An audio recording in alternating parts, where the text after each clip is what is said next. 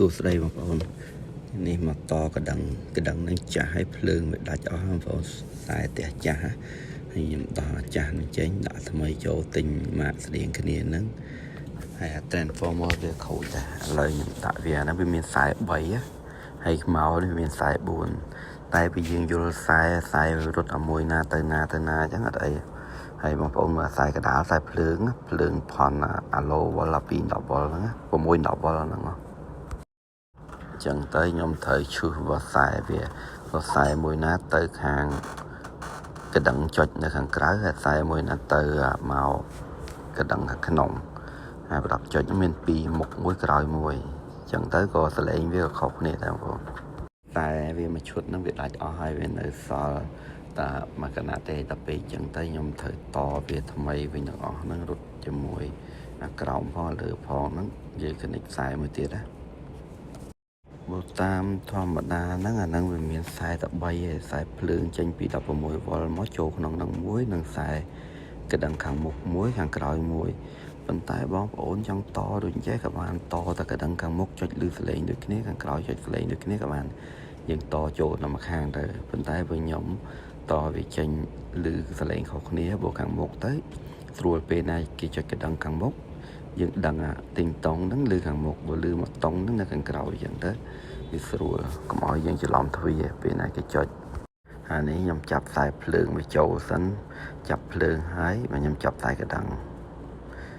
ព្រោះខ្ញុំមើលតាមខ្សែវាកណ្ដឹងទៅខាងក្រៅហ្នឹងខ្ញុំប្រើខ្សែក្រហមហើយដល់ពេលមូលអញ្ចឹងយើងកុំឲ្យយើងច្រឡំពេលទៅលើហ្នឹងគ្រាន់តែរកខ្សែក្រហមនៅខាងលើហ្នឹងទៅយើងបញ្ជូនភ្លើងទៅខាងកណ្ដឹងហើយនឹងអាខ្សែម៉ាស់វាហ្នឹងទៅខាងប្រដាប់ចុចអញ្ចឹងទៅវាចេញភ្លើងទៅខាងប្រដាប់ចុចហ្នឹងបើសិនជាបងប្អូនតប្រជះវិញតភ្លើងចេញថាខាងប្រដាប់ចុចវិញហើយតខ្សែម៉ាស់មកខាងកណ្ដឹងវិញចុចទៅលឺដូចគ្នាប៉ុន្តែអាកុងតាក់ដែលយើងដាក់ចុចនៅខាងក្រៅនោះវាអត់មានភ្លើងចេញទេអានេះខ្ញុំមើលវាឲ្យអស់ហើយគឺខ្ញុំត្រូវមើលវាបងប្អូនហើយយើងចាំខ្សែហ្នឹងទៅបើរត់ខ្សែកដាលខ្ញុំយកខ្សែកដាលធ្វើជាខ្សែភ្លើងអញ្ចឹងខ្ញុំដាក់ពណ៌សអញ្ចឹងខ្ញុំត្រូវទៅលើដបូលមើលត្រូវកូតវានេះបងប្អូននេះឃើញខ្សែកដាលនេះខ្សែពណ៌សខាងពីរក្រហមអញ្ចឹងខាងពីរទៅកណ្ដឹងអញ្ចឹងខ្ញុំឡើងមកលើនេះខ្ញុំមើលវាឃើញអានេះខ្សែ transformer វាជាប់មួយភ្លើងអាហ្នឹងត្រូវមានក្របប៉ុន្តែនេះអត់មានក្របចាំតហើយខ្ញុំដាក់ក្របវាឥឡូវខ្ញុំដោះtransformer ចេញហើយមុនធ្វើបងប្អូនដាច់ភ្លើងផងហើយនេះខ្ញុំដោះអាហ្នឹងចេញចាស់ហ្នឹងមូលខ្ចៅរឹតជាប់តួវាហ្នឹងអានេះថ្មីគ្រាន់តែមូលរឹតអាក្បាលនោះទេតែខ្ញុំមិនទាន់រឹតទេព្រោះខ្ញុំត្រូវរកខ្សែសិនខ្សែដែលខ្ញុំតបំបែកចេញវាខ្សែចាស់វាដាច់ហ្នឹងព្រោះរត់ចូលជាងអត់បានទៅតបំបែកគែមហ្នឹងខ្ញុំកាត់វាជាពីរព្រោះខ្ញុំតហើយខាងក្នុងអញ្ចឹងខ្ញុំត្រូវអោនមើលមួយណាមកខ្សែពណ៌ក្រហមមួយណាខ្សែពណ៌សខ្ញុំចាប់វាអញ្ចឹងខ្ញុំឃើញអាពីរហ្នឹងគឺខ្សែពណ៌ក្រហមមួយទៀតនេះគឺខ្សែពណ៌សដល់ពេលអញ្ចឹងខ្ញុំត្រូវតទៅ transformer ហ្នឹងត្រូវកូតវាតខុសពីកូតក៏វាដើរដែរបងប្អូនគ្រាន់តែភ្លើងខាងក្រៅយើងចុចកុងតាក់ខាងក្រៅអត់ឃើញភ្លើងអានេះខ្ញុំចាប់ច្របាច់បញ្ចូលព្រោះអាភ្លើងខ្សែកដាលខម2ខ្ញុំចាប់ចូលគ្នាហ្នឹងឥឡូវក៏ខ្ញុំចាប់ចូលគ្នាតែវាតតែមួយក៏បានដូចគ្នាតែខ្ញុំចាប់ពីរទៅព្រោះវាមកទាំងពីរចឹងហើយ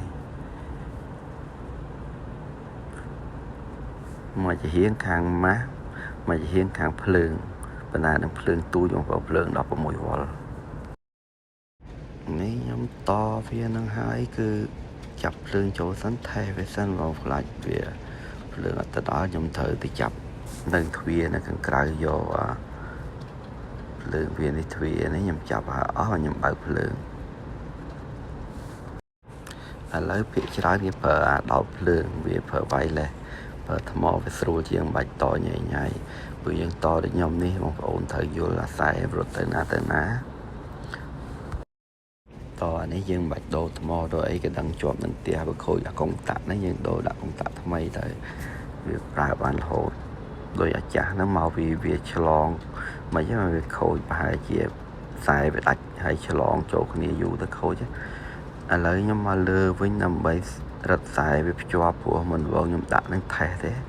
រត់ភ្ជាប់ហើយខ្ញុំត្រូវរកក្របវាខប់ពីលើអានេះ electrical ទៀតអត់ដាក់ចំហចោលចឹងឯងឥឡូវនេះខ្ញុំហើយមកដល់ក្រោបខ្ញុំត្រូវខប់គម្របវាវិញហើយបើខ្ញុំចាប់ដើមថេះកណ្ដឹងនៅខាងមុខខាងក្រោយ